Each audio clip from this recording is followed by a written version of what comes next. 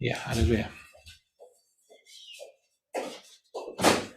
Hari ini kita akan melanjutkan dari Wahyu, pasal yang kedua, session yang kedua, dari ayat 8 sampai yang ke-11, mengenai jemaat di Smyrna. Ya, jemaat di Smyrna.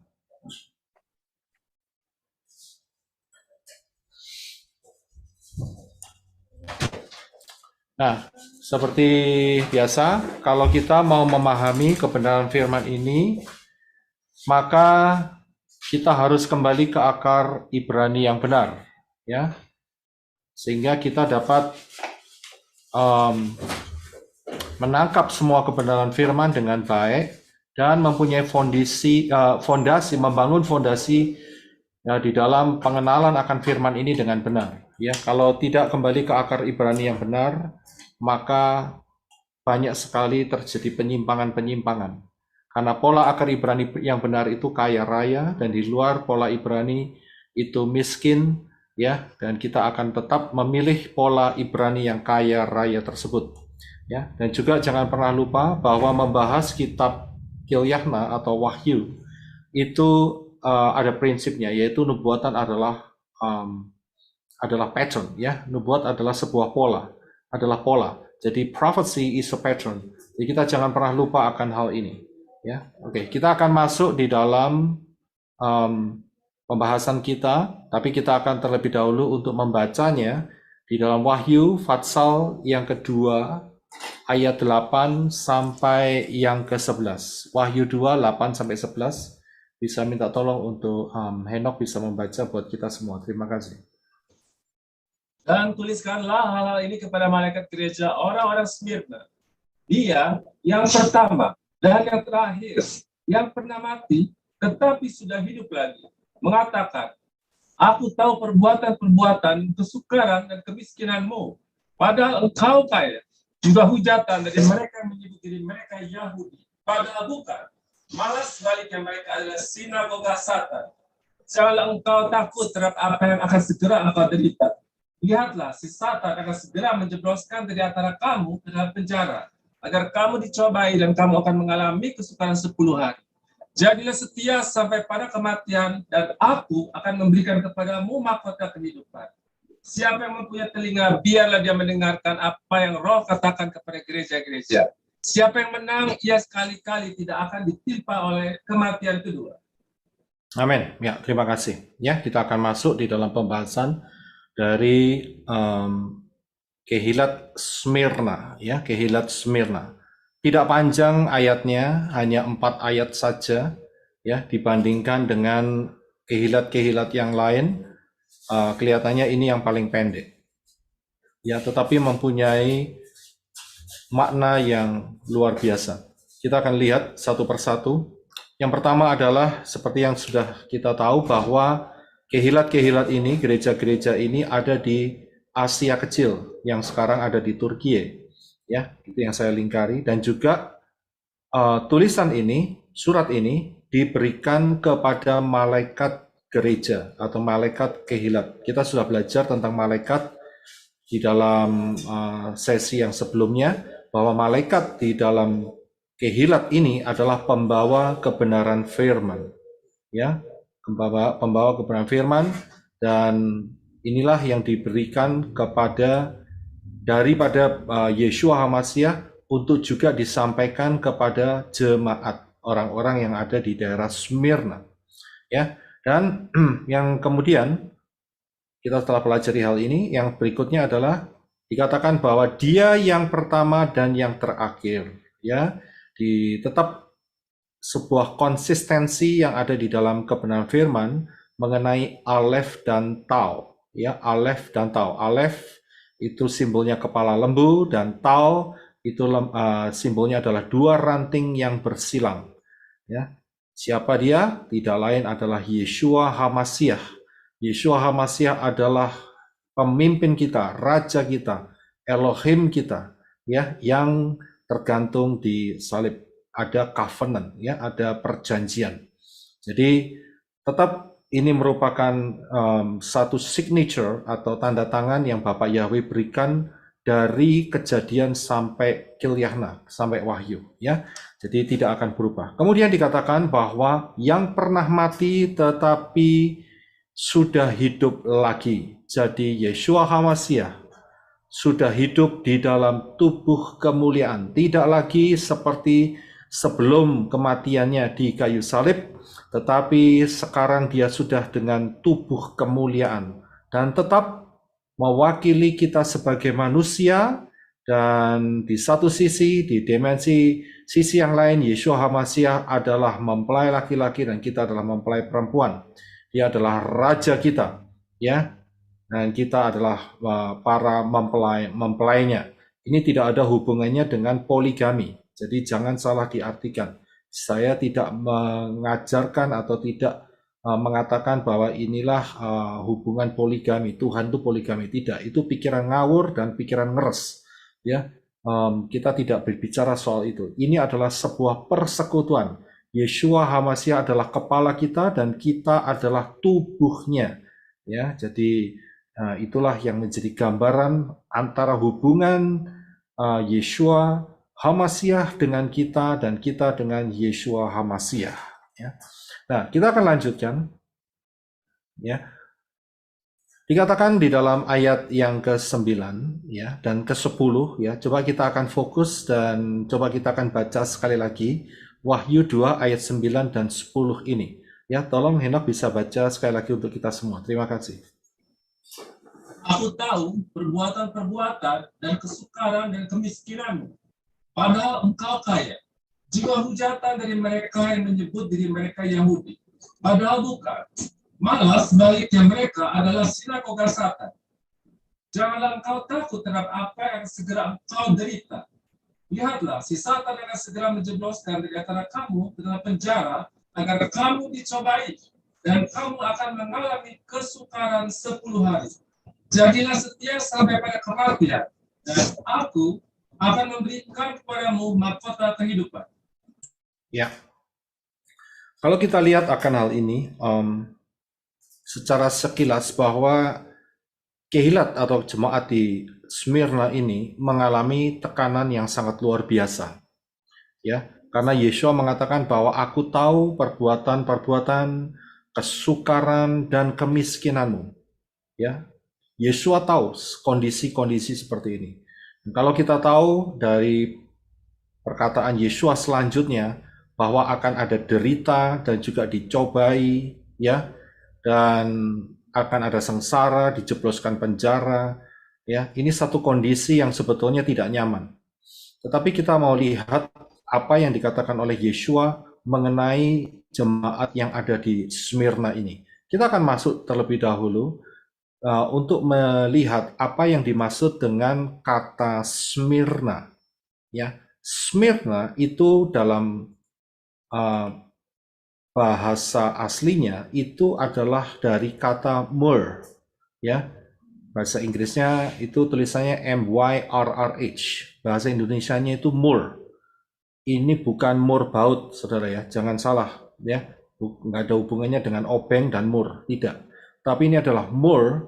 Myrrh ini adalah bahan untuk dupa, bahan untuk wangi-wangian, juga bahan untuk membalsem. Ya, nanti kita akan melihat myrrh ini. Dan myrrh ini ternyata ya kalau kita bisa melihat itu dia dihasilkan dari satu jenis pohon yang berduri, saudara.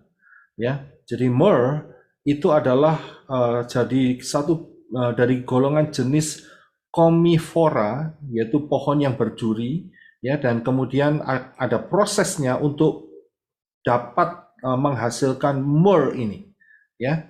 Dan kita akan melihat lebih dalam lagi, tapi saya berikan asal katanya Smyrna itu dari myrrh, ya, yang diambil dari pohon yang berduri ini.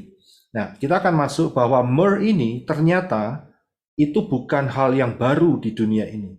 Akan tetapi itu sudah ada sejak zaman Kejadian.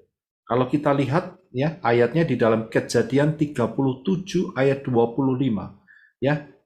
Ya, tolong Henok bisa membacanya. Terima kasih. Kemudian duduklah mereka untuk makan roti. Ketika mereka melayangkan pandangannya dan melihat, maka tampaklah suatu kafilah orang Ismail yang datang dari Gilead, dan unta-unta mereka yang mengangkut rempah-rempah dan balsam dan mur, sedang berjalan untuk mengangkutnya ke Mesir. Iya, kalau sudah lihat cerita daripada kisah daripada ayat ini, yaitu saat Yosef itu dimasukkan lubang kering oleh saudara-saudaranya dan kemudian hendak dijual. Rencananya mau dibunuh, tetapi saat itu ada kafilah orang-orang Ismaili yang lewat di situ. Ya, dan di situ mereka ternyata membawa barang-barang dagangan. Dan kemudian Yosef dijual sebagai budak untuk dijual ke Misraim, ke Mesir. Nah, kalau kita lihat apa yang dibawa oleh orang-orang Ismaili ini adalah rempah-rempah, balsam, dan myrrh. Di sini ada kata myrrh. Jadi myrrh ini itu suatu hal yang bukan baru, saudara. Tetapi itu sudah ada sejak zamannya Yosef. Ya, itu berarti sudah sekitar 4.000 sampai 5.000 tahun yang lalu, saudara. Sekitar begitu. Ya, jadi ini sudah lama sekali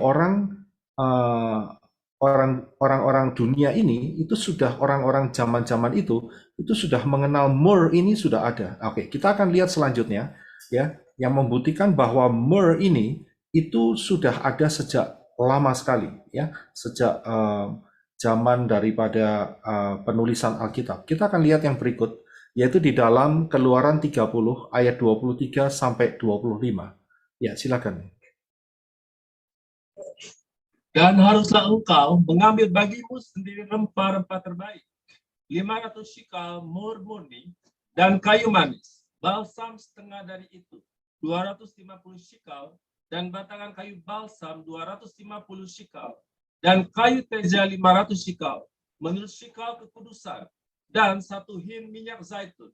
Dan haruslah engkau membuat itu suatu minyak urapan kudus, suatu campuran rempah-rempah, suatu karya seorang peramu. Itulah minyak urapan kudus. Ya, terima kasih.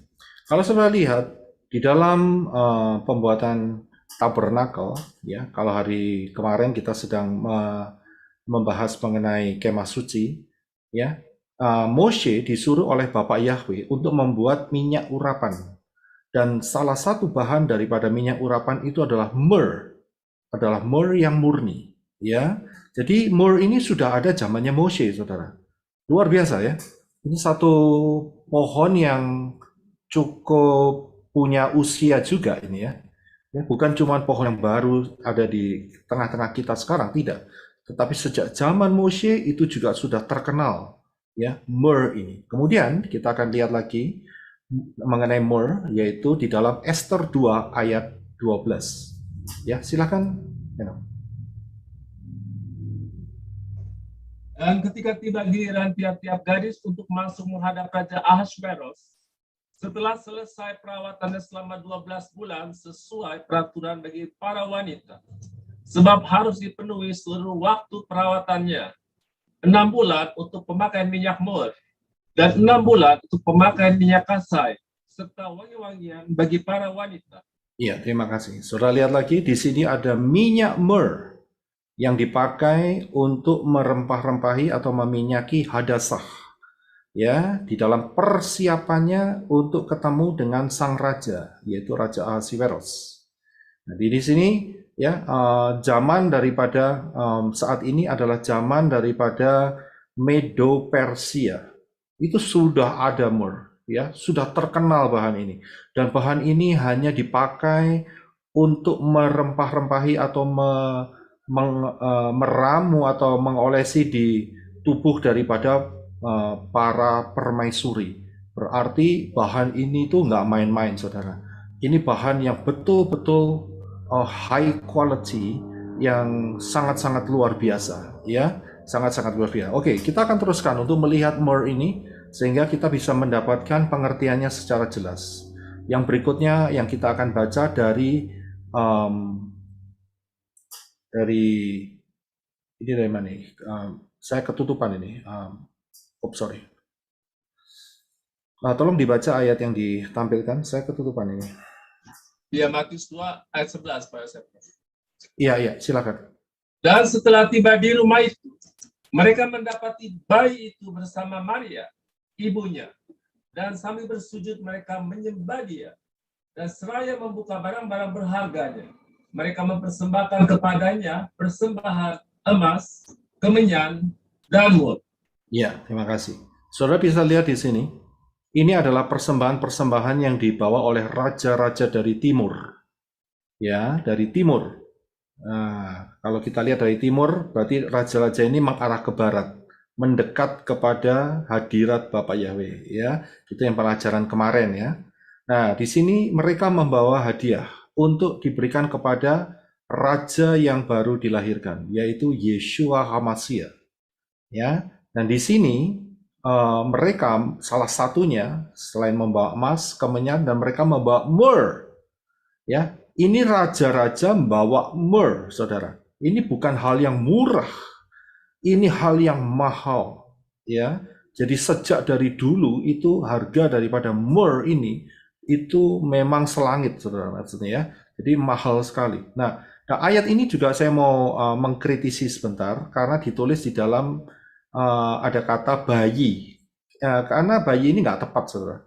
Ya, karena apa? Karena sebetulnya usia yang diperkirakan adalah 2 tahun. Jadi sebetulnya kata yang tepat itu tidak menggunakan kata bayi, tetapi balita atau toddler. Ya, jadi Yeshua saat itu sudah mendekati umur 2 tahun, ya, bukan bayi lagi atau yang dikandang, tidak, tetapi sudah ada di rumah, ya, lihat ya.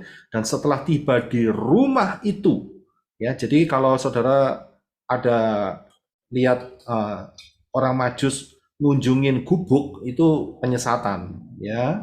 Jadi orang Majus itu kalau mereka lihat ketemu dengan baby, ya, masih baby, itu keliru, saudara. Sebetulnya harus sudah 2 tahun, ya. Yang benar di sini. Karena itu saya ambil gambar yang betul-betul mendekati kebenarannya, tidak lagi di kandang, ya. Ketemunya tidak lagi di kandang, tetapi di rumah, ya. Saya buatkan gambar yang saya pilihkan gambar yang ada rumahnya, bukan lagi ada gubuknya, ya, bukan. Jadi yang gubuk itu ya program penyesatan, ya, yang dilakukan oleh setan, ya. Nah, kita lihat di sini bahwa raja-raja Majus ini mereka tahu, ya, bahwa mereka akan mempersembahkan kepada seorang raja yang baru saja lahir. Karena itu mereka nggak main-main. Mereka pasti ambil dengan kualitas yang terbaik, ya, baik emasnya, baik kemenyannya, dan juga murnya. Nah, kalau sudah lihat, ada 3 jenis persembahan yang dibawa oleh orang Majus ini, emas, kemenyan, dan mur. Ini bukan berarti cuma kebetulan begitu saja, tidak. Akan tetapi ini ada maknanya. Emas itu merupakan persembahan untuk raja. Ya, kemenyan adalah persembahan yang biasa dipergunakan untuk imam besar. Itu kemenyan. Dan mur itu biasanya dipergunakan sebagai balsam untuk kematian raja-raja. Itu dibalsam dengan mur, dibubuhi mur untuk supaya proses pembusukan daripada tubuh yang sudah mati itu tidak terlalu cepat dan juga tetap berbau wangi, saudara. Itu menggunakan mur, ya. Nah, mungkin saudara akan melihat bagaimana mereka bisa tahu. Saya yakin Ruah Yahweh Elohim telah mendorong mereka, ya, untuk membawa 3 hal ini, yaitu emas, kemenyan, dan mur, ya. Dan ini bukan hal yang murah. Ini bukan kemenyan-kemenyan yang dipakai oleh dukun-dukun itu, saudara, bukan, ya. Memang bahasa Indonesianya kemenyan, ya, tapi bahasa Inggrisnya Franciscan, kalau tidak salah, ya, Franciscan. Nah, ini suatu kemenyan yang mempunyai nilai yang tinggi untuk raja-raja. Jadi bukan kemenyannya kalau mau pergi ke apa itu namanya, orang-orang minta persembahan kekayaan ke dukun-dukun, mereka ada kemenyan. Tidak seperti itu, ya. Nah, kemudian kalau saudara lihat pada saat kematian Yeshua HaMashiach juga tubuhnya dilumuri oleh mur. Jadi saat sebelum goa itu ditutup oleh batu karena diletakkan di satu gua baru, pekuburan baru milik daripada Yusuf orang Arimatea, ya, tubuh daripada Yeshua itu dikafani, dan sebelum dikafani dilumuri mur. Dari mana kita bisa tahu, ya? Dan siapakah yang memberinya, yang menyediakannya? Inilah dia, saudara. Yaitu di dalam saya ketutupan ini aplikasi saya ini. Enok bisa lihat ya, itu di ayatnya ada di mana itu? Yohanes 19, 38-40. Ya, silakan tolong dibaca sekalian. Dan setelah hal itu, Yusuf dari Arimatea yang menjadi murid Yeshua, tetapi dengan sembunyi-sembunyi karena takut akan orang-orang Yahudi, dia meminta kepada Pilatus agar dapat mengambil mayat Yeshua, dan Pilatus mengizinkannya. Lalu ia datang dan mengambil mayat Yeshua. Dan datanglah juga Nikodemus, orang yang datang kepada Yeshua pada malam hari yang pertama itu, sambil membawa campuran minyak mur dan gaharu, kira-kira 100 liter. Lalu mereka mengambil mayat Yeshua dan membalutnya dengan kain linen bersama rempah-rempah, sebagaimana adat yang berlaku pada orang-orang Yahudi untuk mempersiapkan penguburan. Iya, terima kasih. Saudara bisa lihat di sini? Di sini juga dipakai myrrh, ya, yang dibawa oleh siapa? Nikodemus. Ya, kalau kita lihat Nikodemus, berarti kita bisa kembali ke pembahasan mengenai Yohanes 3, ya, Yohanes 3. Nikodemus adalah salah satu Sanhedrin, ya, petinggi daripada orang-orang Israel saat itu yang berbincang-bincang tentang keselamatan dengan Yeshua HaMashiach. Ya, luar biasa. Nikodemus jatuh cinta kepada Yeshua HaMashiach, sehingga pada saat kematian dia terus mengikutinya, dan dia membawa kira-kira 100 liter, itu 100 ton, ya, 100 ton, ya, daripada minyak myrrh ini, ya, untuk apa? Untuk merempah-rempahi, membalsam daripada tubuh Yeshua. Dan ini merupakan penggenapan apa yang kita lihat tadi di dalam Matius, di mana salah satu hadiah daripada raja-raja di timur itu adalah myrrh. Ya, inilah penggenapannya. Yeshua mengenakan myrrh ini, ya, luar biasa. Nah, kita akan lihat bagaimana proses mendapatkan myrrh, ya, bagaimana proses mendapatkan myrrh ini. Nah, myrrh ini didapat dari satu pohon yang juga jenisnya itu berduri, saudara. Ya, nah, prosesnya adalah pohon ini dilukai, saudara, ya, sengaja dilukai, ya, dan kemudian karena dia dilukai, maka automatically dia mengeluarkan getah, ya. Jadi pohon ini dilukai, kemudian pohon ini akan mengeluarkan getah, dan getahnya ini dibiarkan mengering, ya.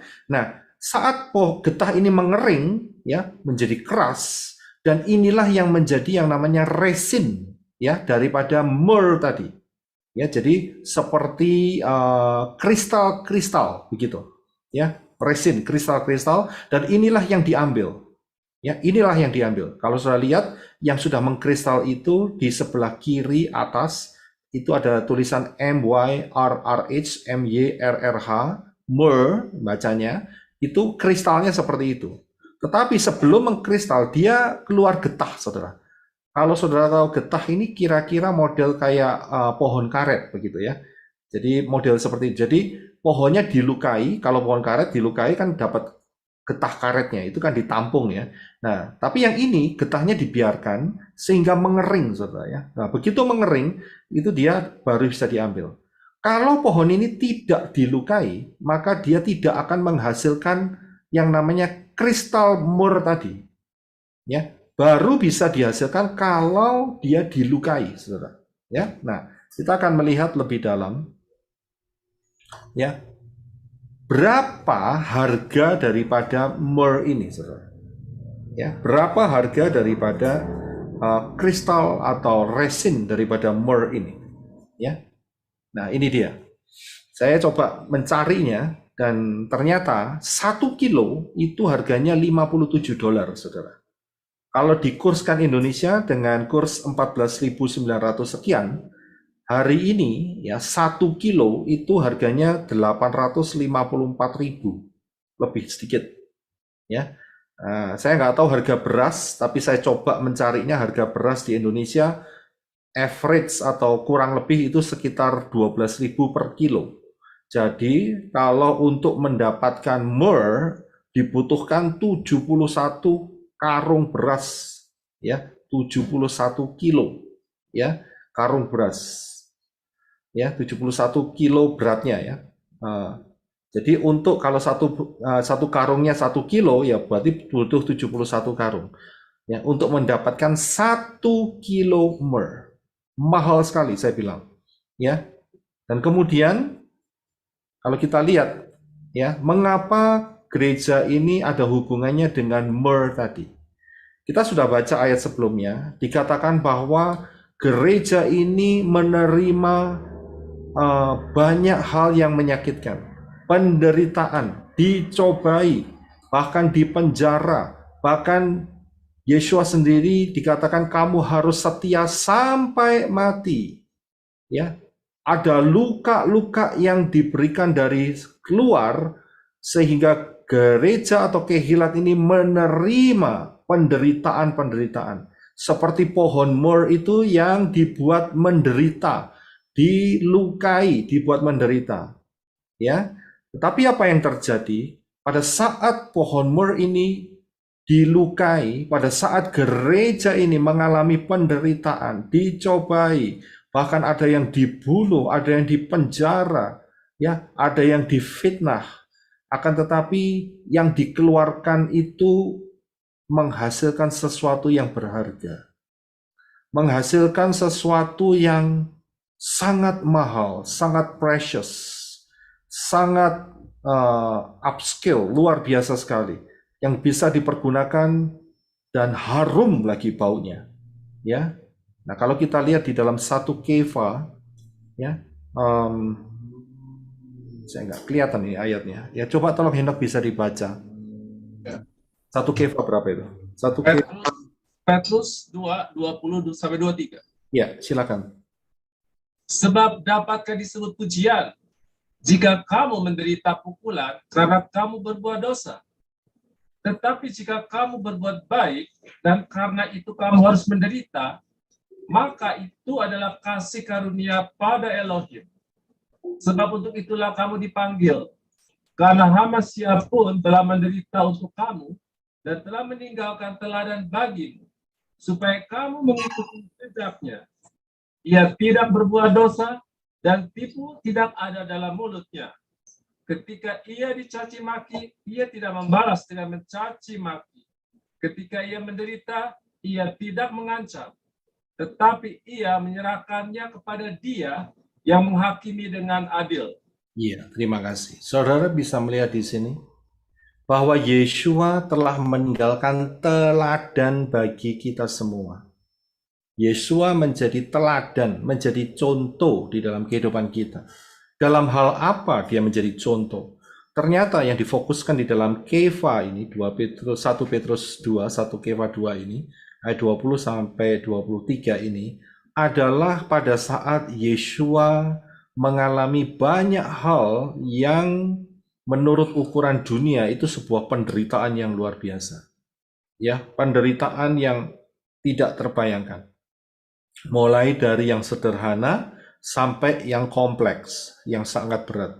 Tetapi dalam hal ini dia tidak berbuat dosa dan tidak ada dalam mulutnya itu tipu daya. Dan dia tidak membalas caci maki atau tidak kembali mengancam atau sebagainya, tetapi Yesua hanya menyerahkan kepada Bapa Yahweh itu semua. Ya, dia tidak mengeluarkan kalimat-kalimat yang beraura negatif, ya, sehingga inilah yang menjadi teladan di mana kita mempelai Yesua HaMasyiah juga harus memperhatikan hal ini. Saat Yesua ada di kayu salib, Yesua berkata, "Ya Bapa, ampunkanlah kepada mereka, sebab mereka tidak tahu perbuatan apa yang mereka lakukan." Ya, Lukas 2:34. Yeshua di dalam penderitaannya yang luar biasa, kalimatnya tetap positif, auranya tetap positif, ya. Dan dia bahkan melebihi itu aja, tidak cuma positif, tapi dia mintakan ampun kepada orang-orang itu. Ini sangat luar biasa sekali. Dan inilah teladan yang Bapak Yahweh melalui Yeshua HaMashiach berikan di dalam kehidupan kita. Tidak ada kepahitan di dalam Yeshua, yang ada hanya pengampunan. Tidak ada yang namanya beban di dalam pikirannya. Dia serahkan semua kepada Bapak Yahweh. Ya, hari-hari ini mempelai-mempelai Yeshua HaMashiach, saya tahu di banyak tempat mereka menghadapi masalah, yaitu diejek, diolok, bahkan ada yang sampai dikucilkan, diusir, di persecution, ya, karena nama Bapak Yahweh di dalam Yeshua HaMashiach. Tetapi ingat, saat itu terjadi, apa yang keluar dari pohon mur itu, kita harus perhatikan. Kita punya teladan, yaitu Yeshua, yang seperti pohon mur itu. Saat dia diperlakukan dengan tidak adil, yang dikeluarkan adalah suatu kualitas hidup yang upskill, suatu kualitas hidup yang memberkati, menjadi wangi. Karena ini mur ini adalah bahan pewangi, saudara ya, bahan balsam yang wangi sekali. Ya, kita sudah lihat di atas, bahkan menjadi bahan untuk merempah-rempahi tubuhnya permaisuri. Saudara. Ini nggak luar biasa, ya. Jadi saat Yeshua diperlakukan seperti ini, saat saudara yang telah menerima kebenaran Bapa Yahweh dalam Yeshua masih dikucilkan, diolok-olok, ya, tidak dianggap, ya, dianggap sesat. Jangan berkecil hati. Tunjukkan bahwa Ruah Yahweh Elohim itu menghasilkan sesuatu yang positif dalam kehidupan saudara. Ya, inilah makna daripada mur itu. Ya, dan dikatakan di dalam Wahyu 2 ayat yang ke-10, ya. Tolong Henok bisa dibaca untuk kita semua. Janganlah engkau takut terhadap apa yang akan segera engkau derita. Lihatlah, si Satan akan segera menjebloskan dari antara kamu ke dalam penjara dan kamu dicobai, dan kamu akan mengalami kesukaran 10 hari. Jadilah setia sampai pada kematian, dan aku akan memberikan kepadamu mahkota kehidupan. Haleluya, terima kasih. Sudah bisa lihat, jadilah setia sampai pada kematian, ya, sampai titik di mana Bapak Yahweh memanggil kita. Baik nanti tidak lama lagi melalui rapture, ataupun ada yang mungkin masih dapat kesempatan untuk meninggal dunia. Saya nggak tahu yang mana dulu lebih cepat, ya. Tetapi memang rapture sudah tidak lama lagi. Tetapi kita harus tetap setia. Dengan kesetiaan ini, ya, walaupun di dalam kondisi yang sangat ekstrim, dilukai, maka hasil luka itu adalah sesuatu hal yang menyenangkan hati daripada Bapa kita, yaitu Bapa Yahweh. Ya, dan Yeshua HaMashiach akan memberikan mahkota kehidupan, ya, bagi mereka yang setia.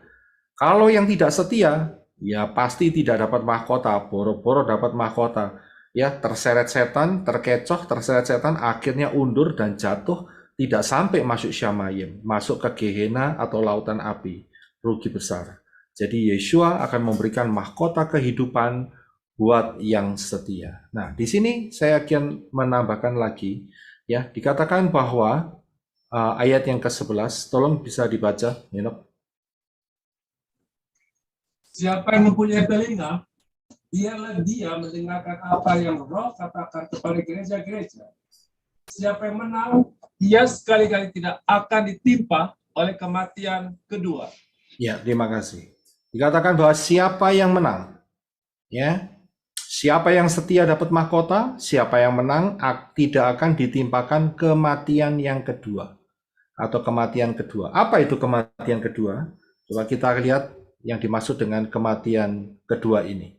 Ya, Yeshua pernah di satu saat pada pelayanannya itu dia membangkitkan Lazarus, ya, membangkitkan Lazarus. Tetapi kita lihat dari apa yang diperkatakan Yeshua, saat itu Lazarus memang sudah mati, saudara, ya, bahkan dikatakan 4 hari. Ya, tubuh manusia itu kalau 4 hari udah meleleh, sudah mulai mencair, ya, dan bau busuk. Ya, tapi apa yang dikatakan oleh Yeshua? Coba minta tolong Henok bisa baca Yohanes 11 ayat 11 sampai 14. Terima kasih. Dia mengatakan hal-hal itu. Dan sesudah itu, dia berkata kepada mereka, Lazarus, sahabat kita telah tertidur, tetapi aku pergi supaya aku dapat membangunkannya. Lalu murid-muridnya berkata, Tuhan, jika dia telah tertidur, ia akan disembuhkan. Namun Yeshua telah berbicara mengenai kematiannya. Sedangkan mereka itu berpikir bahwa dia berbicara tentang tidur sebagai istirahat. Oleh karena itu, kemudian Yesus berkata terus terang kepada mereka, Lazarus sudah meninggal. Ya, terima kasih. Sudah bisa lihat di sini, fakta secara manusiawi, Lazarus itu mati, sudah meninggal. Tetapi apa yang dikatakan oleh Yeshua itu memberikan suatu pelajaran buat kita sampai hari ini. Bahwa Lazarus dia mati di dalam iman percaya kepada Yeshua HaMashiach. Karena itu Yeshua berkata dia tidur. Tidak menggunakan kata mati. Ya, baru Yeshua katakan meninggal karena murid-murid tidak ngeh, tidak paham dengan kata tidur itu. Ya, sehingga Yeshua terus terang Lazarus udah meninggal. Ya, tetapi kalau saya lihat kalimat sebelumnya Yeshua bilang pada murid-muridnya, dia tertidur supaya aku dapat membangunkannya. Siapapun yang meninggal atau mati di dalam iman kepada Bapa Yahweh dalam Yeshua HaMashiach itu termasuk tertidur. Karena apa? Karena satu kali nanti Yeshua akan membangunkannya. Dan saat itu dikenakan tubuh kemuliaan. Masuk ke dalam Syamayim yang luar biasa. Ya, tapi kalau kata mati itu konotasinya itu terpisah untuk selama-lamanya. Itu mati, saudara.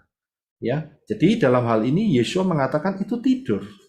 Ya, walaupun secara sudut pandang manusiawi itu sudah meninggal, sudah mati, dan itu juga diakui oleh Yeshua. Nah, jadi pada saat untuk orang-orang yang setelah kematian Yeshua, ya, kematian Yeshua, saya pernah ajarkan hal ini di dalam pengajaran pilih mana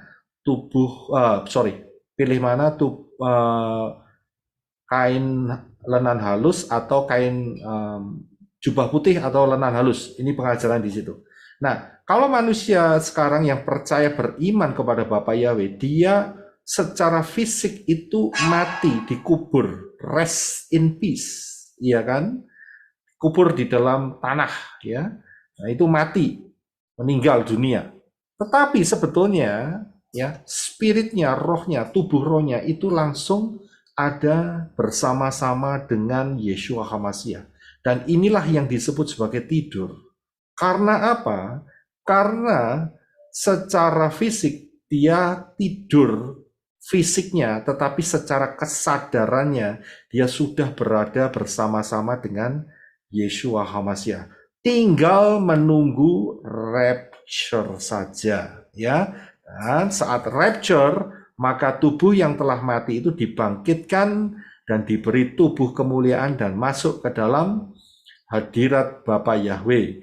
Nah, kemudian untuk yang masih hidup akan diubah dalam sekejap mata, ya, masuk di dalam tubuh kemuliaan dan kemudian naik ke Syamayim bersama-sama dengan Yeshua HaMashiach. Inilah rapture, ya. Jadi karena itu kenapa di ayat Lukas tadi Yeshua mengatakan tidur, karena satu kali nanti akan dibangunkan.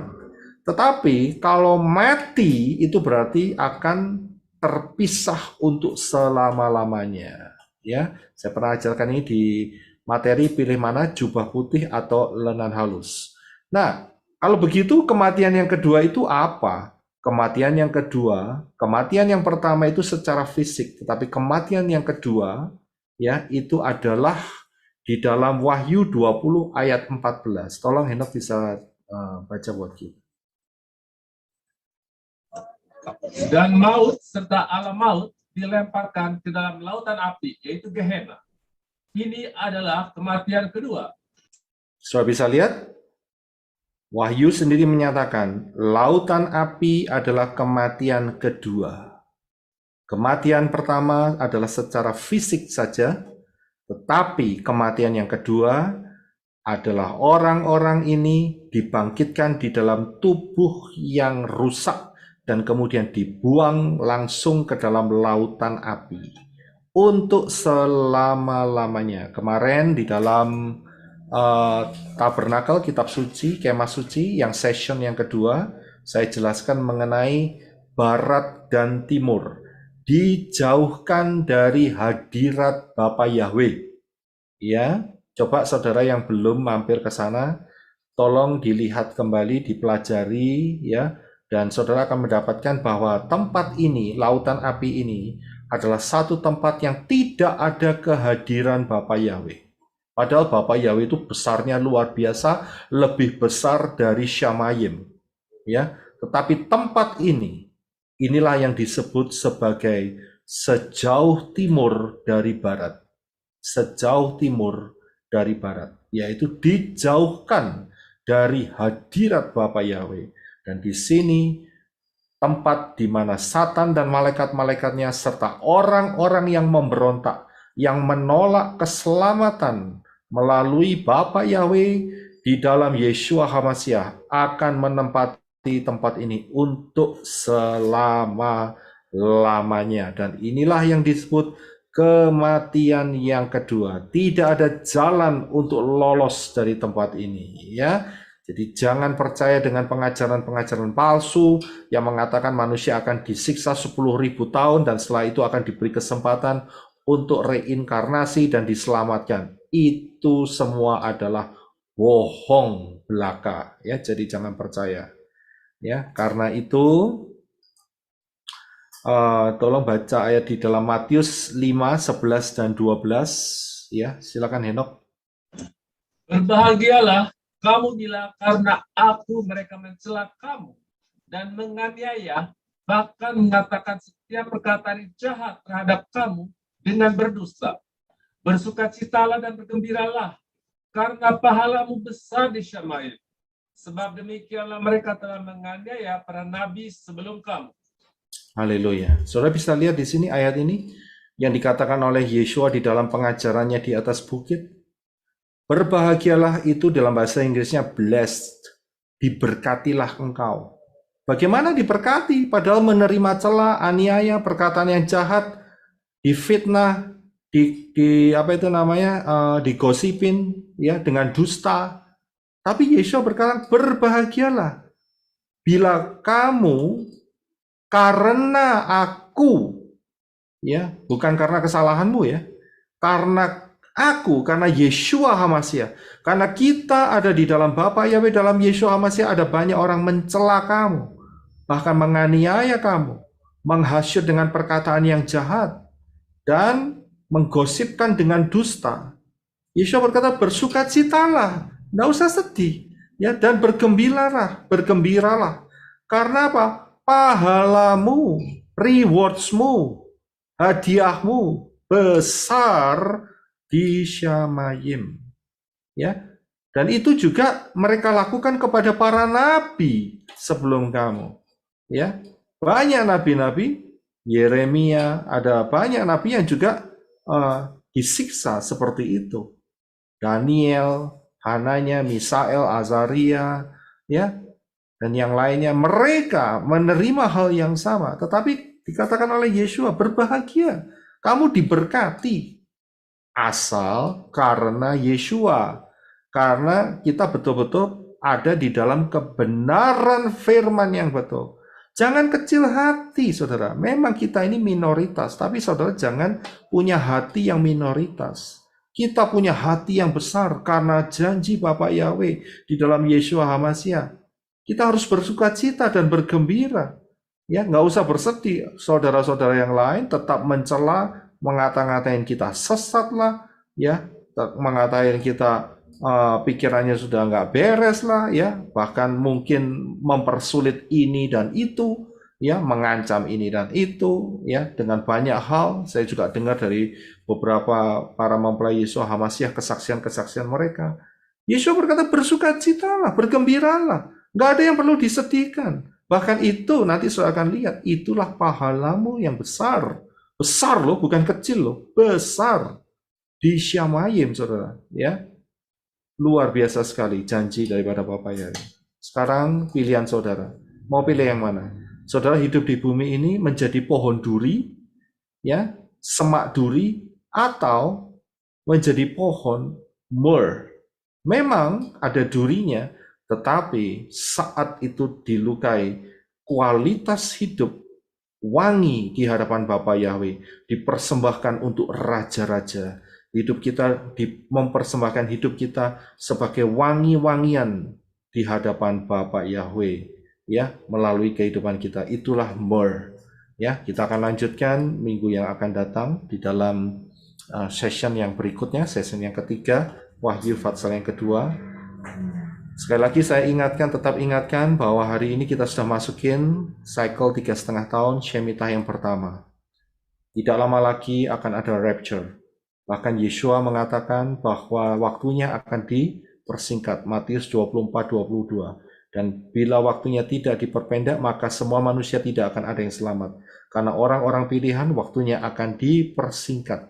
Karena itu, pelajari di dalam rahasia 1290 hari, 1335 hari, kita akan mendapatkan bahwa rapture melalui pola Shemitah akan terjadi sekitar awal Januari 26 atau akhir Desember 2025. Berjaga-jagalah, tujuannya ini supaya kita berjaga-jaga. Ya, tujuannya bukan untuk sok-sokan atau meramal, tidak. Tapi tujuannya supaya kita waspada karena timingnya sudah sangat-sangat dekat. Dan siapa yang belum masuk di dalam keselamatan, masuklah melalui pintu yang benar, yaitu Yeshua HaMasyiah. Karena keselamatan datang dari bangsa Yahudi, dan siapa yang berseru di dalam nama Yahweh akan diselamatkan. Tidak di dalam nama si Arab, si Yunani, atau siapapun juga. Hanya nama Yahweh akan diselamatkan. Setelah itu, jangan lupa saudara harus melangkah dengan iman masuk dalam baptisan yang benar, dengan nama yang benar, dan diputuskan dengan ikatan terhadap nama Arab, nama Yunani, nama Tionghoa, nama Chinese, nama dewa-dewa asing. Putuskan semua.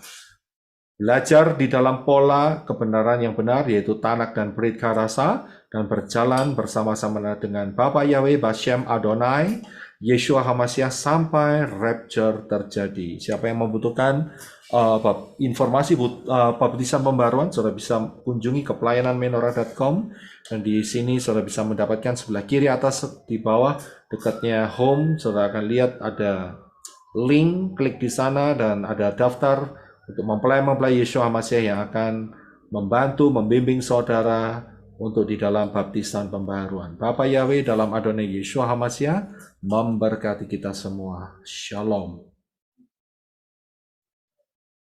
Haleluya. Ya, saya beri kesempatan untuk teman-teman yang ingin bertanya mengenai pembahasan hari ini. Silahkan open cam dan saudara bisa bertanya. Terima kasih.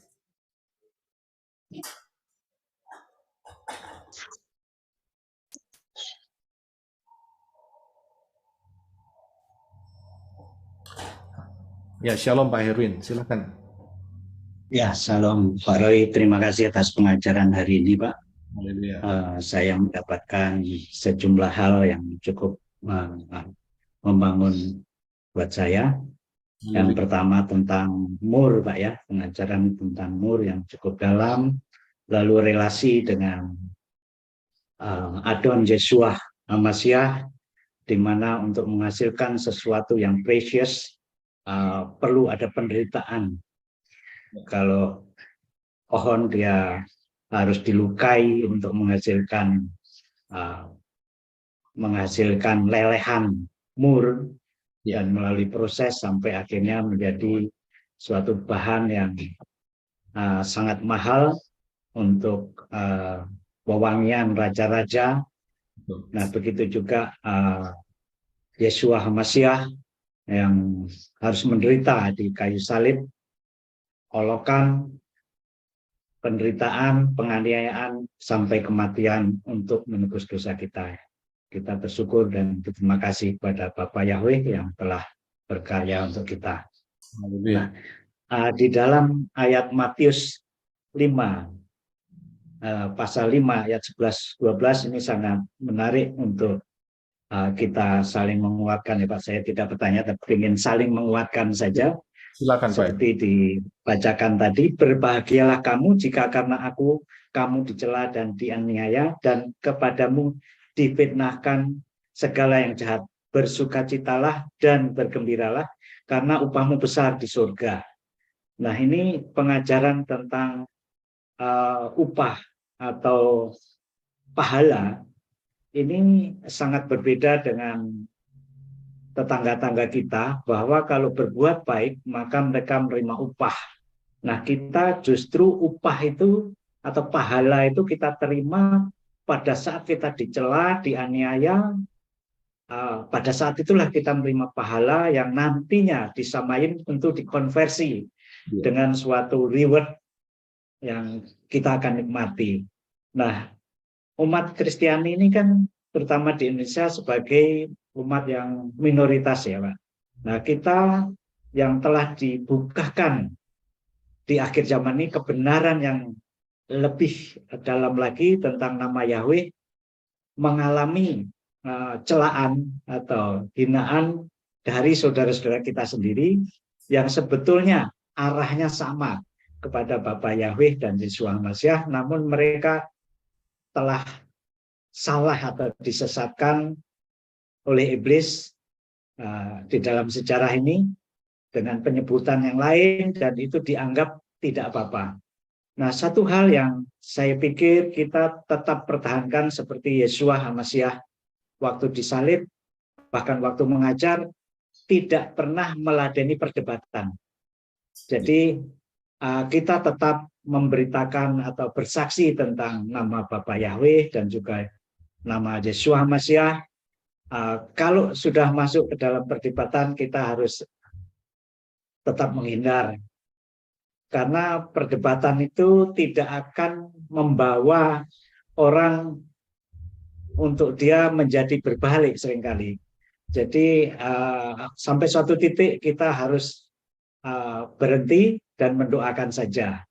Nah, itu refleksi yang saya dapatkan hari ini. Terima kasih Pak Roy. Ya, terima kasih Pak Arifin. Ya betul. Ya, jadi anak-anak Bapak Yahweh punya fokus untuk memberitakan saja, ya. Jadi nggak usah berdebat, biarin saja. Itu adalah tugas Ruach Yahweh Elohim yang akan mengetuk hati orang-orang tersebut. Ya, memang betul orang sering berdebat itu adu argumen, ternyata juga tidak akan menghasilkan apa-apa. Ya, karena mereka lebih memilih untuk mempertahankan opini masing-masing, ya, kepercayaan mereka masing-masing. Percuma. Lebih baik share saja, tahu mau terima baik, mau nggak terima ya terserah orang itu, karena manusia punya kehendak bebas. Ya, terima kasih Pak Herwin. Ya, terima kasih. Itu luar biasa. Terima kasih. Ya. Ya, jadi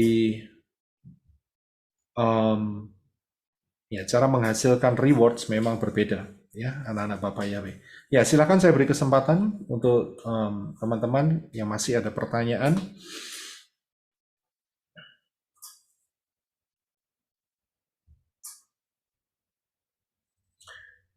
Saya akan coba jawab dari chat. Nah, ini ada satu pertanyaan dari Hari. Shalom Pak Roy, mau tanya, orang yang tidak percaya Bapak Yahweh mengalami kematian ke-1. Apakah mereka sudah mengalami penyiksaan oleh setan-setan di penjara menunggu tata putih untuk menuju kematian kedua? Mau tanya, orang yang tidak percaya maksudnya ya, yang tidak percaya. Ya, Untuk orang-orang yang tidak percaya, mereka akan masuk ke Sheol.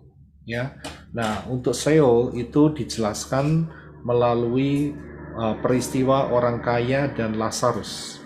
Di Sheol mereka juga mengalami penyiksaan, ya, mengalami penyiksaan.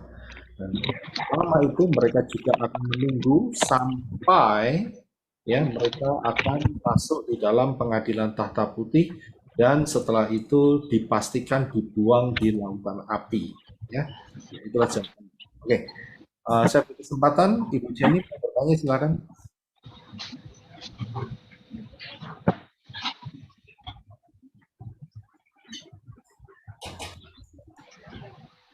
Ya, shalom Ibu Jenny.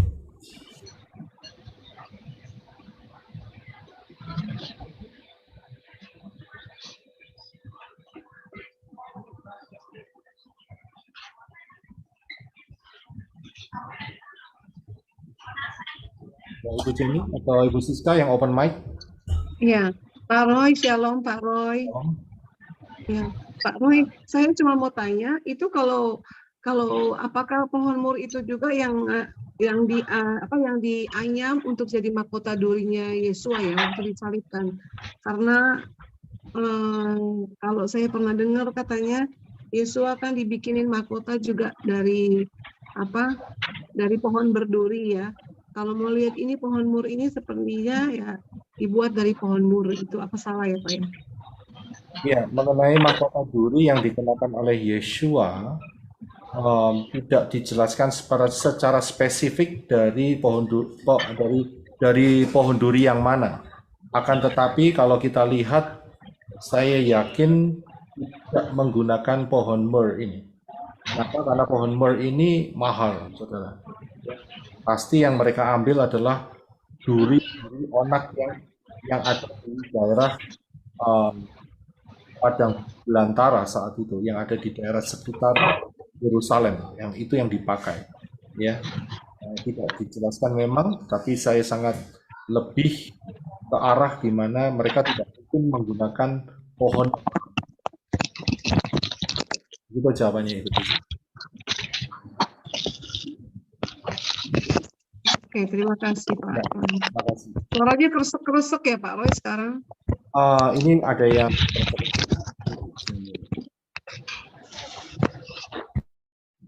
ya, sekarang lebih clear.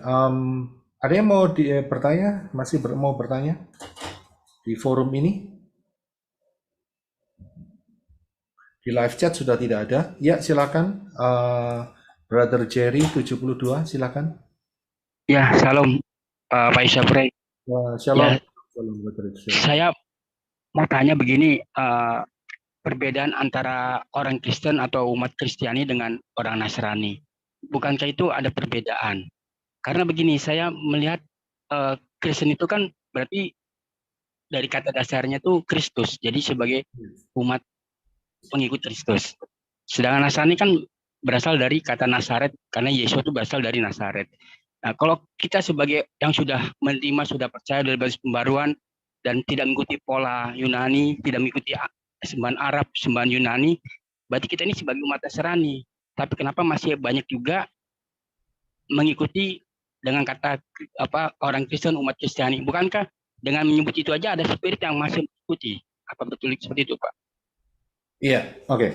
Jadi terima kasih Brother Jerry ya, terima kasih untuk pertanyaannya. Jadi kita ini sebetulnya sudah keluar dari pola yang lama. Pola yang lama adalah Kristen, ya.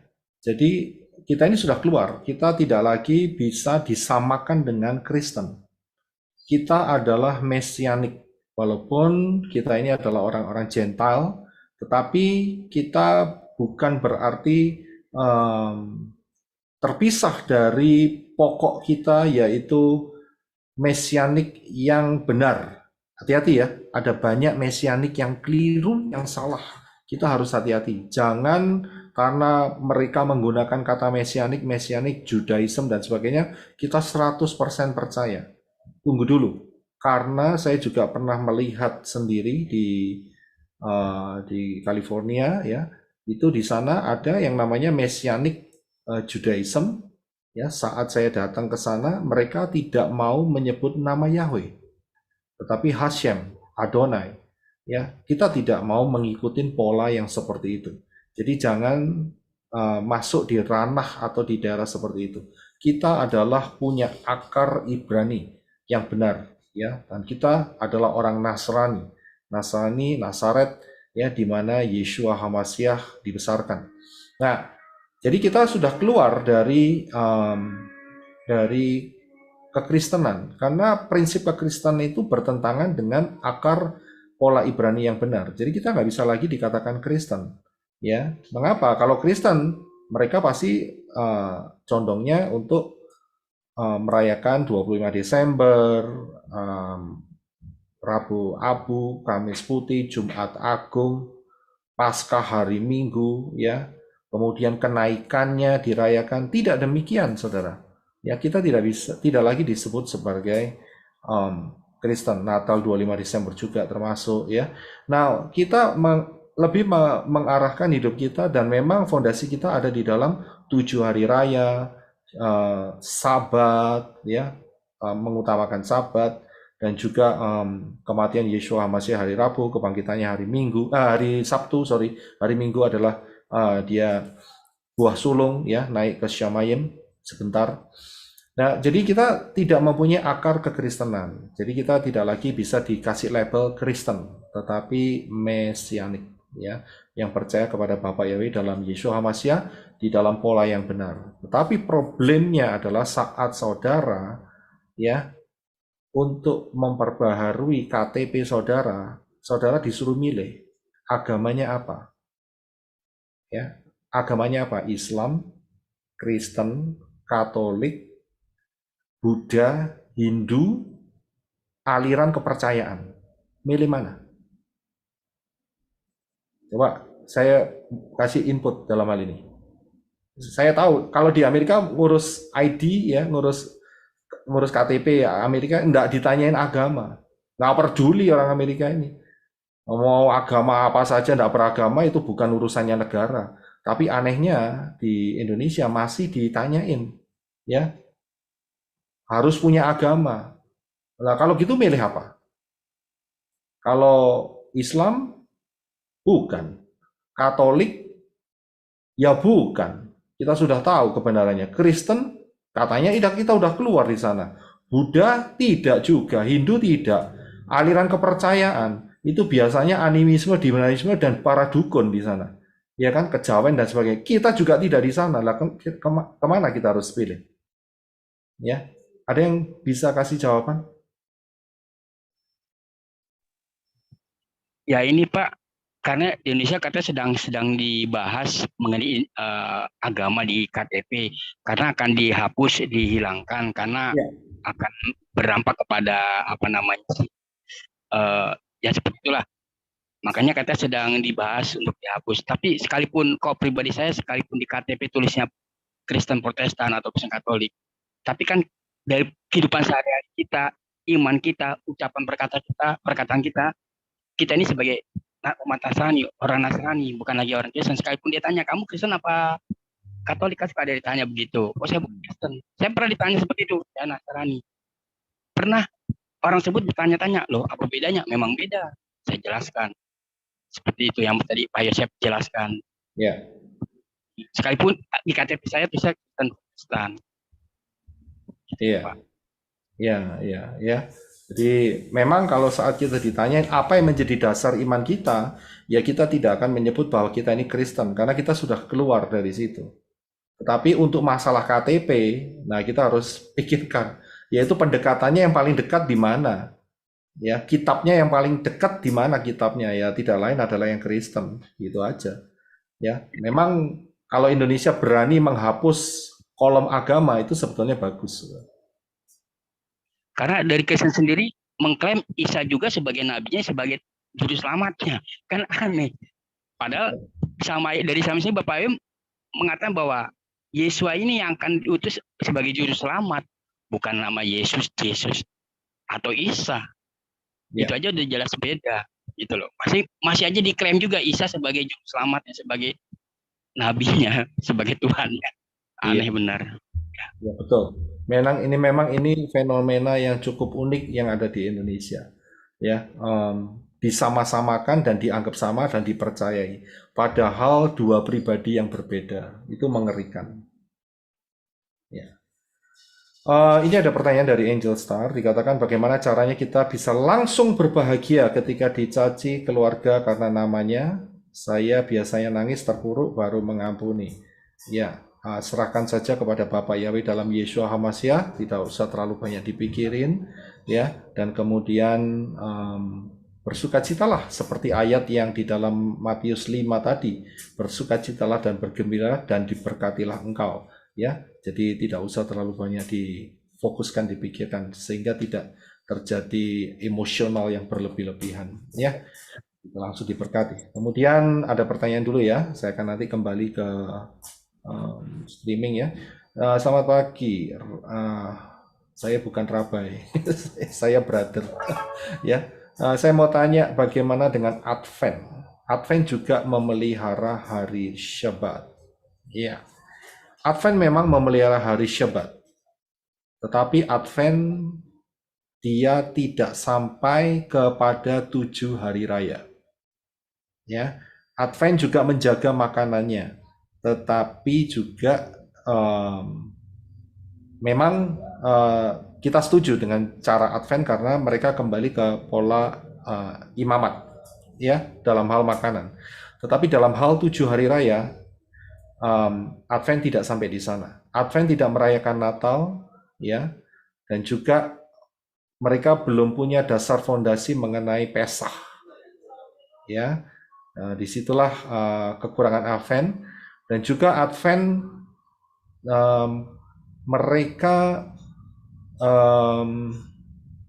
saya yakin mereka belum sampai kepada nama Yahweh dan Yeshua HaMashiach. Jadi mereka masih tetap menyebut nama Arab dan juga nama Yunani serta Advent Tritunggal, ya, Tritunggal. Walaupun kadang-kadang ada yang masih campur baur, termasuk juga Advent ini tidak percaya akan adanya manusia akan dimasukkan lautan api. Tidak percaya. Jadi hukuman maksimum adalah kematian dan setelah itu selesai. Itu prinsipnya hampir sama dengan saksi Yehova. Ya. Jadi begitu. Itu adalah dari Advent. Ya.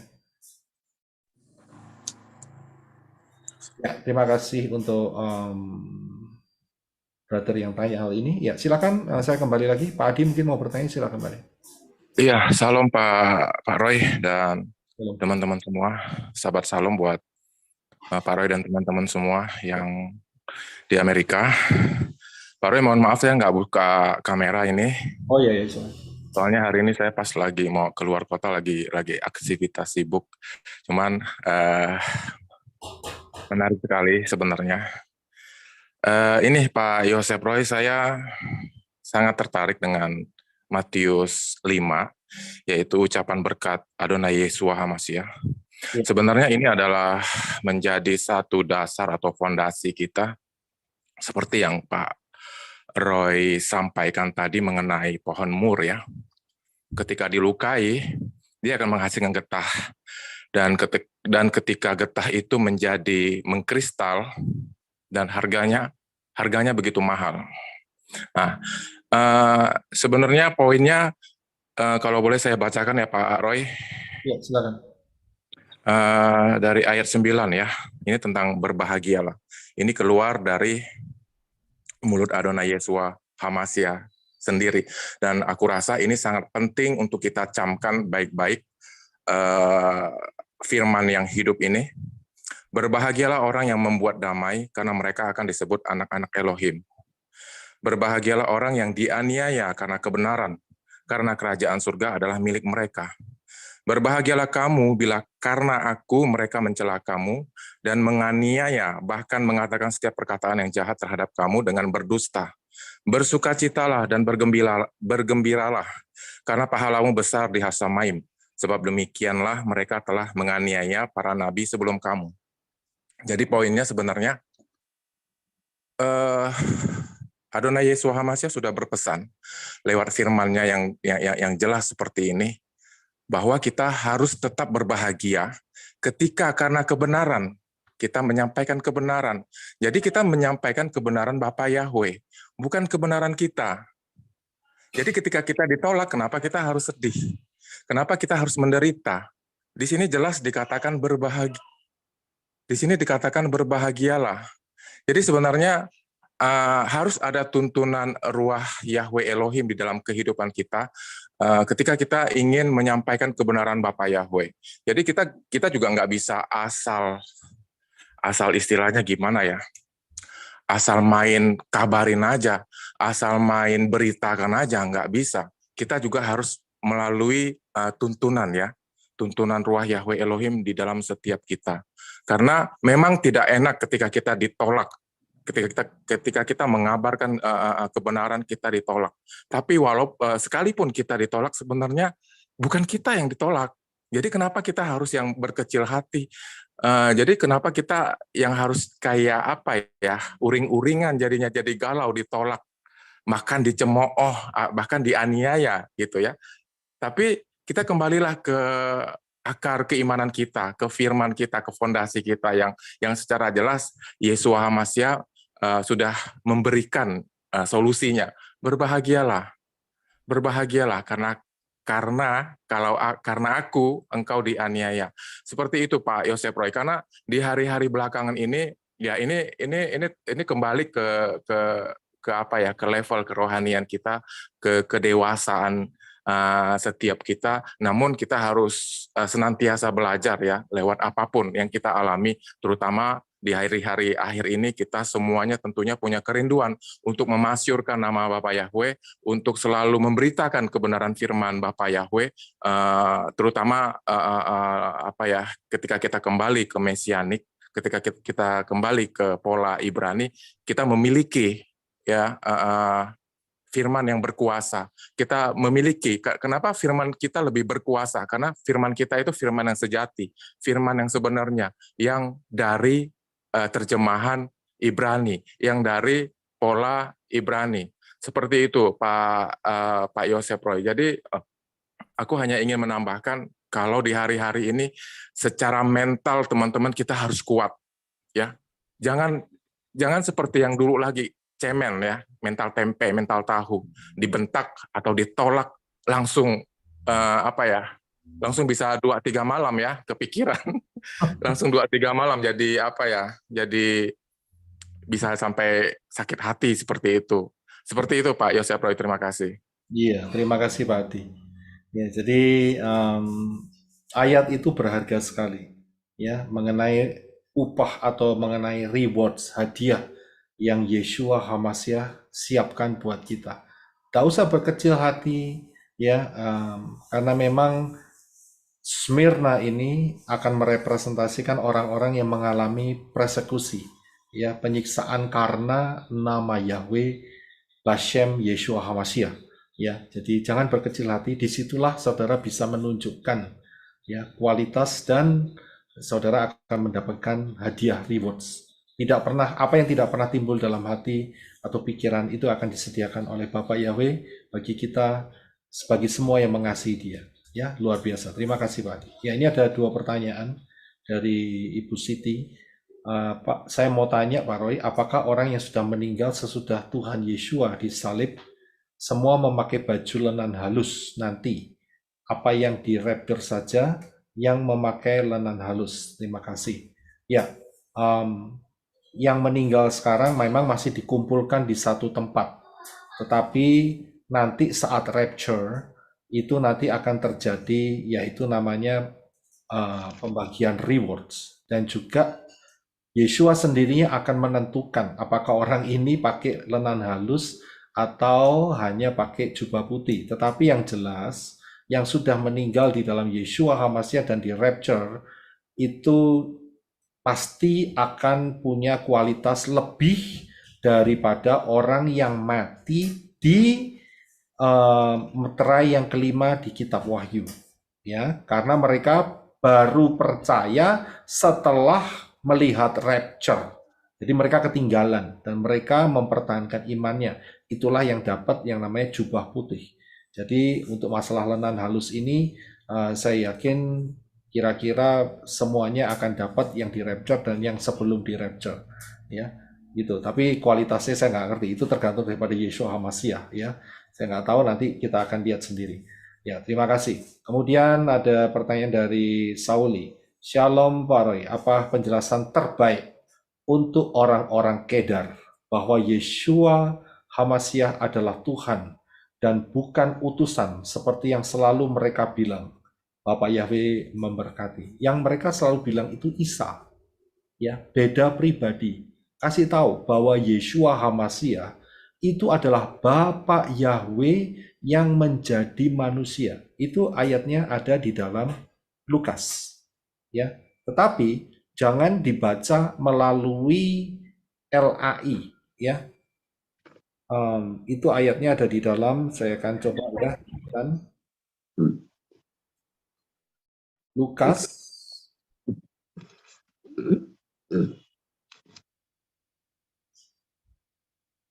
ya, Lukas pasal 2.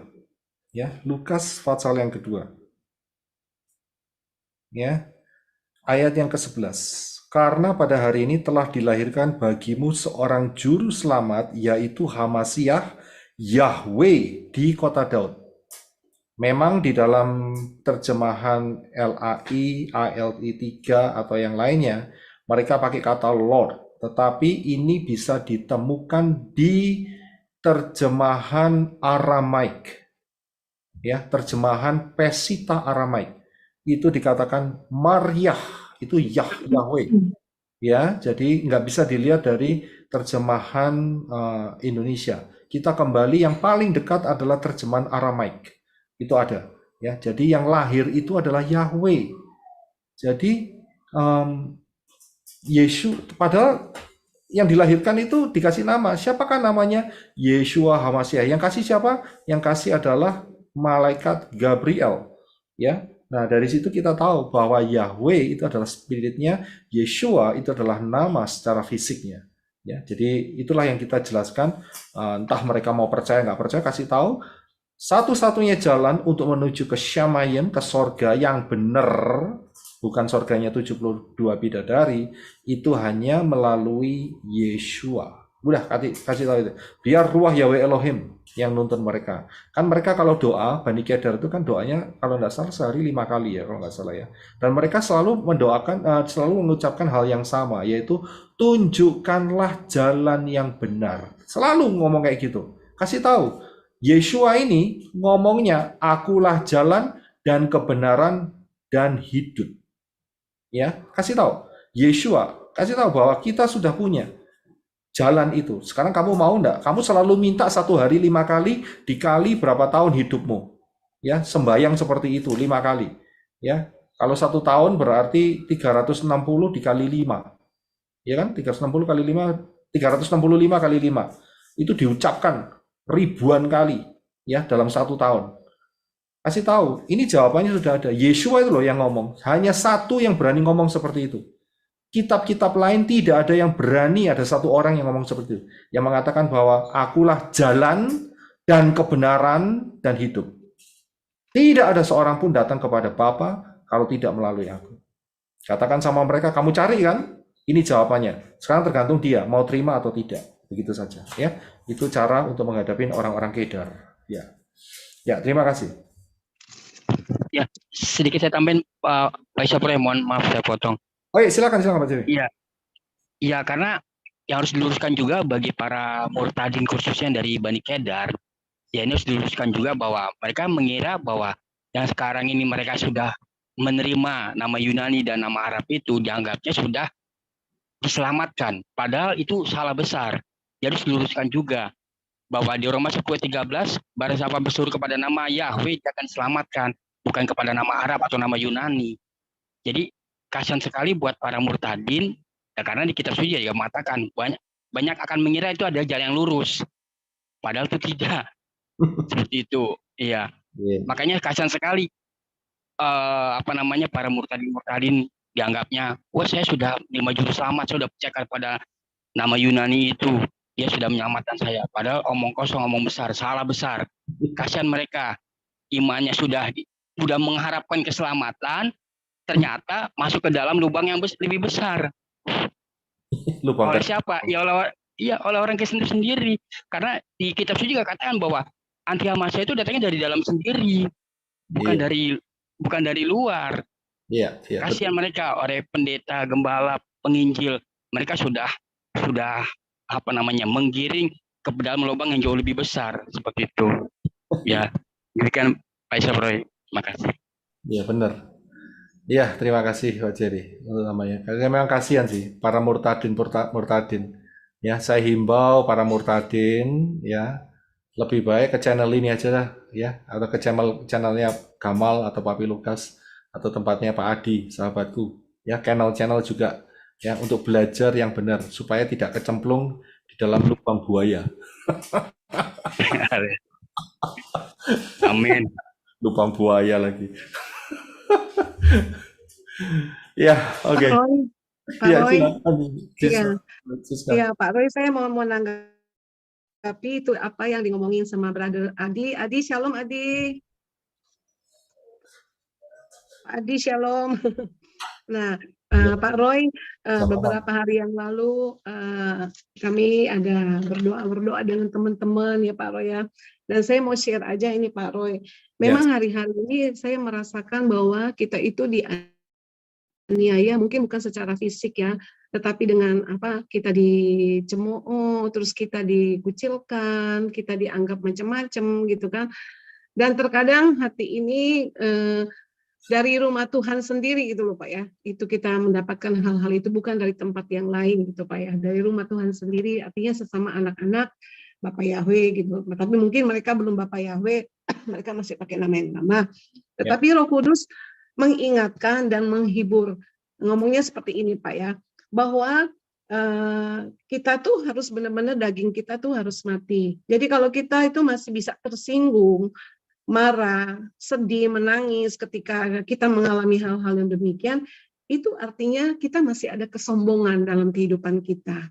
Tetapi kalau sudah tidak ada kesombongan, kita sudah benar-benar mati, dalam arti daging kita mati, dan ada kerendahan hati, kita itu nggak akan merasa sedih, nggak akan merasa dan Roh Kudus ingatkan ketika kita menderita. Saya rasa connect sekali dengan firman Pak Roy pagi hari ini, dengan apa yang Roh Kudus kasih tahu 2 hari yang lalu, bahwa kita harus ada sukacita dan selalu ada damai sejahtera dalam kehidupan kita, apapun yang kita alami.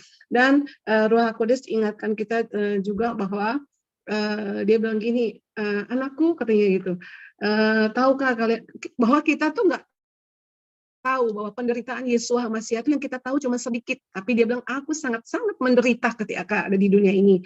Terus dia cuma nanya, mau nggak kita mengambil sedikit penderitaannya dia gitu loh. Mau nggak kita ngambil sedikit penderitaan dia? Nggak seberapa yang kita alami, dia bilang yang dia alami itu sungguh-sungguh kita itu nggak bisa bayangkan gitu loh. Yang kita tahu itu cuma sedikit, tapi dia itu sangat-sangat menderita.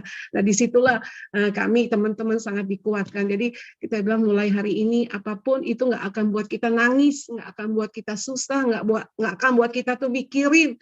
Tapi yang kita harus mikirin adalah bagaimana kita mempersiapkan hidup kita supaya kita bisa masuk di Samayim gitu loh Pak. Karena kalau penderitaan gitu, pengucilan orang, terus kita pikirin, itu kita rugi sendiri gitu loh. Kita nggak bisa maju, cuman habis disedih, habis dinangis, kita rugi sekali. Jadi sangat-sangat memberkati sekali karena Roh Kudus kan memang dikirim Bapak Yahweh untuk menguatkan kita, untuk menghibur kita, untuk mengingatkan kita akan kebenaran firman Tuhan. Itu aja Pak Roy yang bisa saya bagikan. Terima kasih Pak Roy buat kesempatan yang dikasih.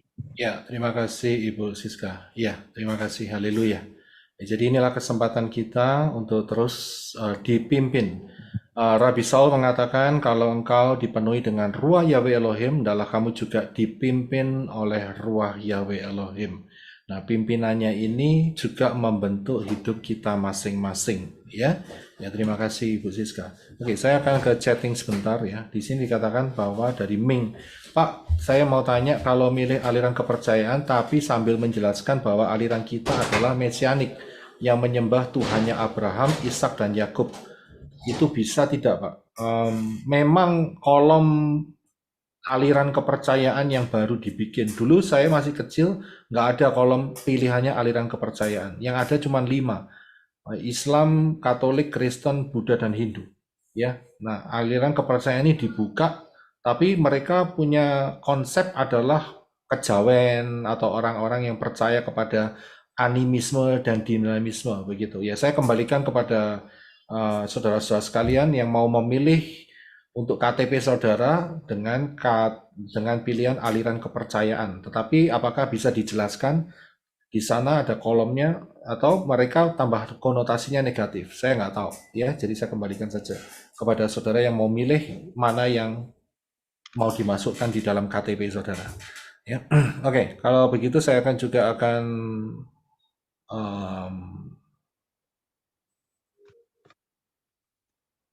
ya, ini ada dari Ibu Siti lagi. Maaf, saya nanya lagi. Apa yang disebut buah roh itu? Maaf Pak, saya belum lama mengenal Bapak Yahweh.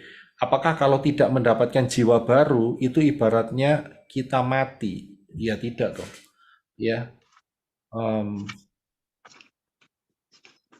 untuk mendapatkan jiwa baru itu adalah pekerjaan Ruah Yahweh Elohim. Tugas kita hanya mengabarkan kabar sukacita keselamatan di dalam Yeshua HaMashiach, ya, dengan pola yang benar.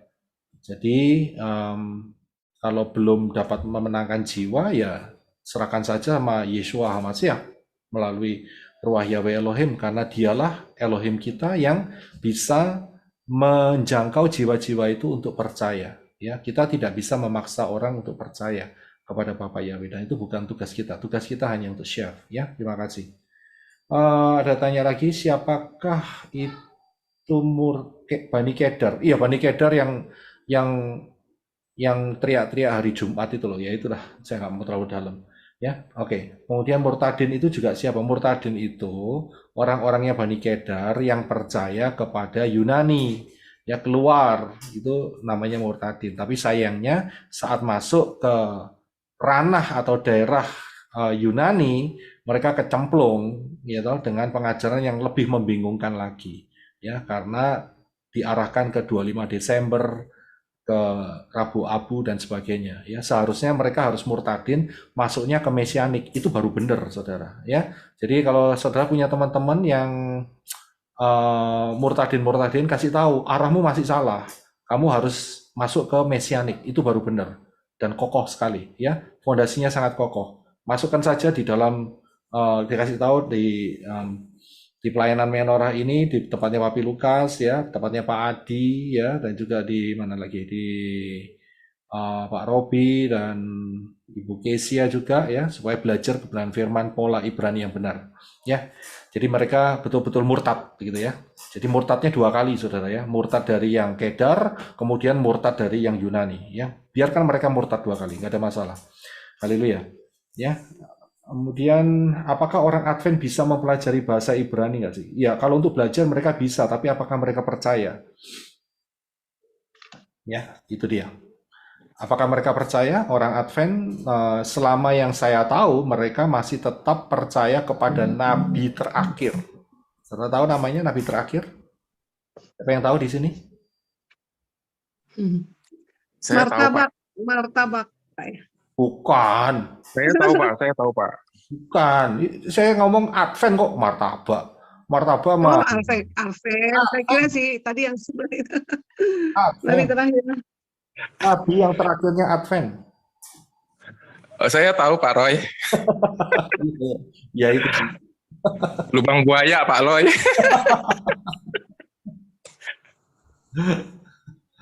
Pak Roy. Ya. Saya izin, Pak Roy. Ya, Shalom, Sister Siska. Mohon maaf tadi saya nggak bisa nyaut.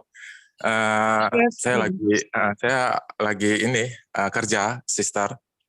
Ya, nggak apa-apa, Pak. Tapi apa yang disampaikan oleh Sister Siska itu saya sangat setuju sekali.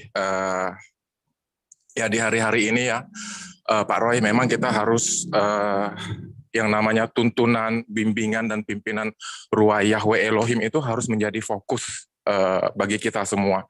Karena siapa sih kita ini, siapa gitu ya? kemampuan kita itu sampai di mana. Jadi memang firman memang kita harus belajar, harus kita renungkan siang dan malam. Tapi kita imbangi dengan pimpinan Ruah Yahweh Elohim juga, agar kita senantiasa dimampukan untuk dapat melakukan kehendak Bapa Yahweh di dalam firman itu. Saya mau kembali ke masalah tadi, ketika kita ditolak, janganlah kita berkecil hati. Janganlah kita menjadi gusar ataupun patah semangat. Toh yang ditolak itu bukan kita, bukan kebenaran kita, tapi kebenarannya Bapa Yahweh di dalam Adonai Yeshua HaMashiach. Dan satu poin lagi yang ingin saya tambahkan, ketika orang mau mendengar dan sampai dia mau menerima dan sampai dia mau dibaptis dan mendapatkan dan memperoleh keselamatan dan hidup kekal nantinya, itu semata-mata bukan karena kita. Jadi nggak ada bagian kita untuk sombong, nggak ada bagian kita untuk jadi wow ini karena aku loh yang nginjilin dia sampai dia bisa selamat. Enggak. Itu namanya kita sudah mencuri kemuliaan Bapa tanpa kita sadari. Jadi sebenarnya hidup kita ini semata-mata hanya karena belas kasihan Bapa Yahweh. Terus saya juga ingin menambahkan tadi Pak Roy tentang penderitaan kita sebesar apa sih kalau dibandingkan dengan penderitaan yang dialami oleh Adonai Yeshua HaMashiach.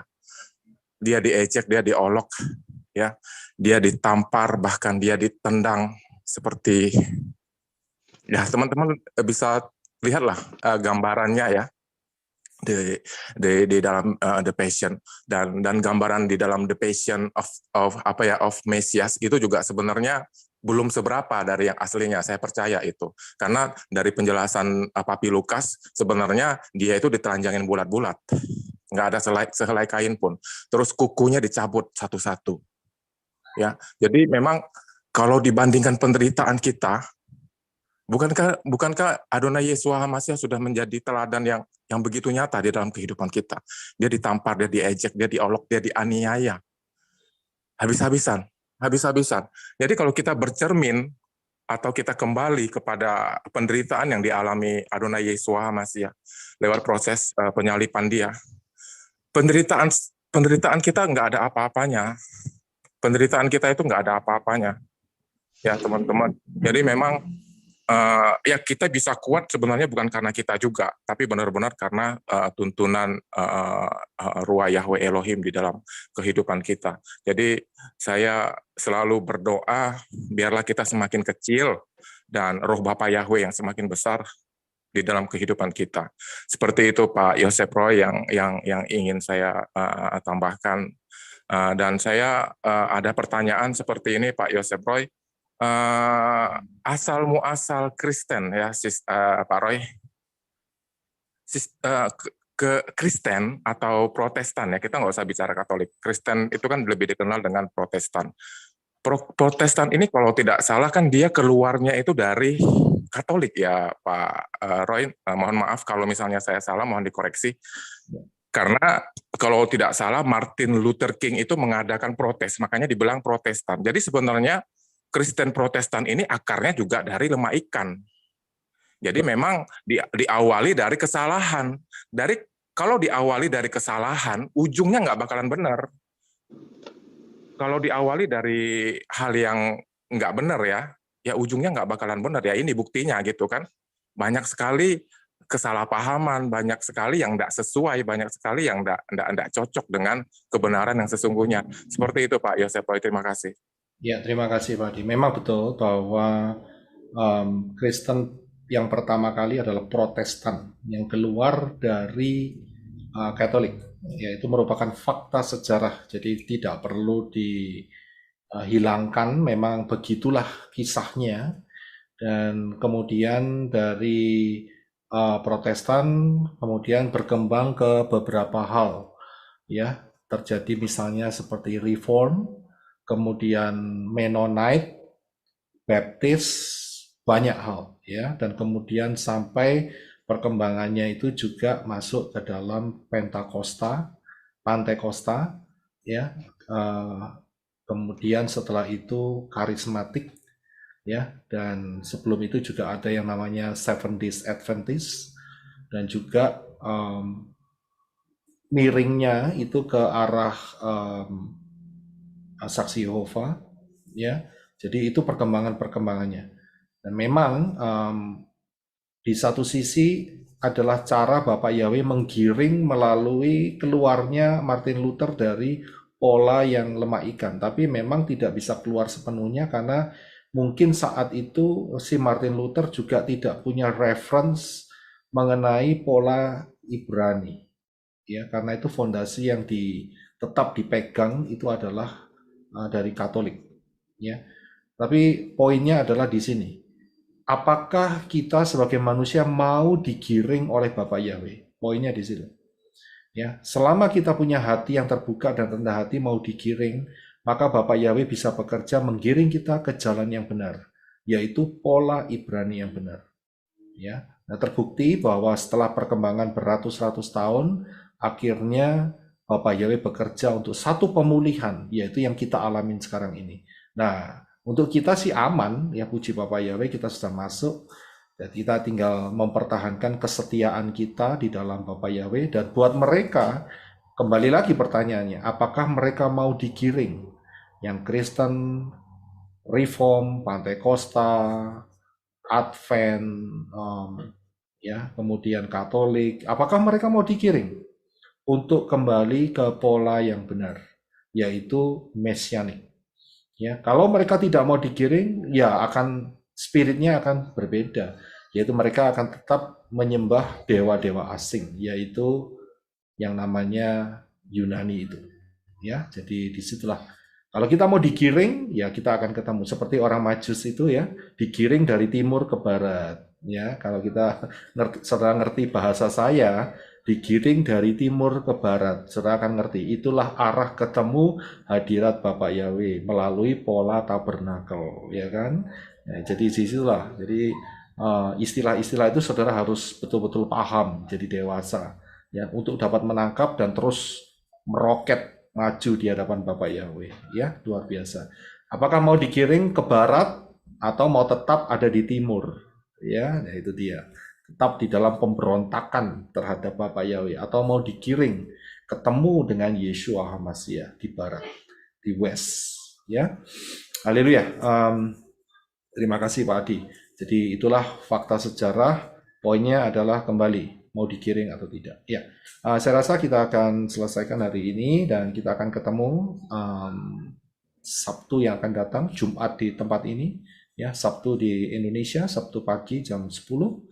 Dan juga hari Minggu kita akan teruskan di dalam pembahasan mengenai jemaat yang berikutnya. Ya, itu Pak Herwin kasih masukan minggu lalu bagus sekali. Apa namanya? Saya sampai lupa. Ya, istilahnya 7 jemaat itu. Ya. Oh, seperti Sarpila, Pak. Oh iya ya, seperti Sarpila. Ya saya ingat. Efesus, Sperma, Pergamus, Tiatira, Sardis, Philadelphia, Laodikia, seperti Sarpila. Seperti Sarpila. Ya, kita akan lanjutkan di session yang ketiga, yaitu Pergamus ya, setelah ini ya. Ya, Pergamus. Iya, betul, Pak. Ya. Mengenai Pergamus. Ya, haleluya. Jadi kita akan lanjutkan minggu depan. Terima kasih untuk teman-teman yang telah bergabung. Terima kasih untuk para subscriber. Terima kasih juga untuk teman-teman yang ada di live chat. Ya, terus setia. Tidak lama lagi rapture akan terjadi karena kita akan zaman kita ini kita memasuki masa penggenapan 6.000 tahun sejak kejatuhan Adam dan Hawa di dalam dosa. Itu bersangkut paut dengan pola Zayin, pola angka 7, di mana Yeshua HaMashiach akan memerintah sebagai raja di muka bumi ini selama 1000 tahun. Bersiaplah, berjaga-jagalah, jadilah imamat yang rajani. Ya, jangan seperti yang dikatakan Pak Adi, punya mental tahu tempe. Haleluya. Terima kasih Pak Adi untuk istilahnya, istilah baru. Haleluya. Terima kasih. Kita akan sama-sama saya undang teman-teman tim yang ada di Arizona untuk bisa masuk.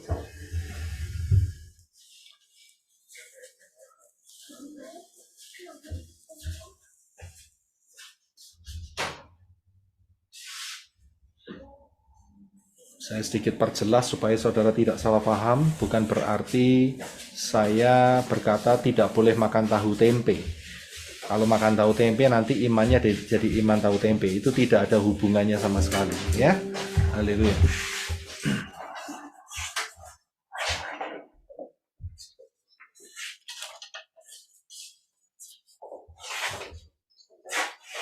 Ya, kita akan satukan hati dalam doa. Terima kasih Adon Yahweh, di mana kebenaran-Mu sudah memberkati hidup kami. Karena di dalam kitab Kilyahna ini, Wahyu ini, ada 3 berkat yang luar biasa. Siapa yang membaca, siapa yang mendengar, dan siapa yang menyimpan untuk dilakukan. Kami ucap syukur, biar firman-Mu berakar, bertumbuh, berbuah.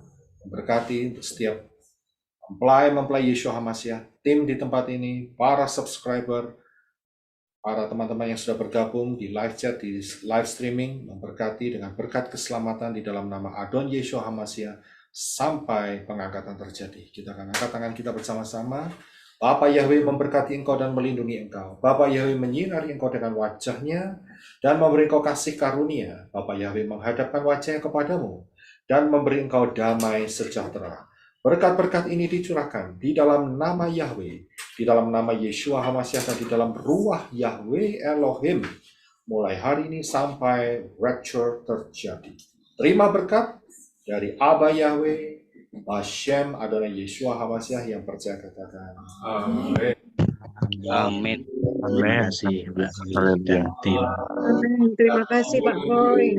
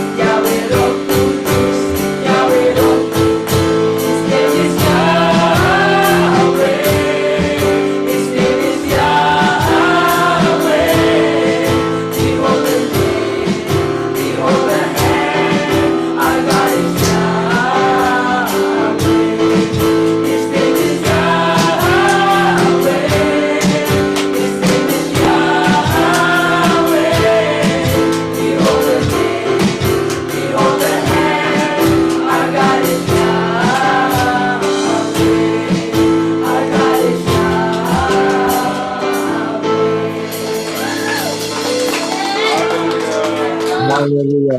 Haleluya. Terima kasih Pak Roy, terima kasih teman-teman Terima semua. kasih. Pak Yahweh memberkati. Sampai ketemu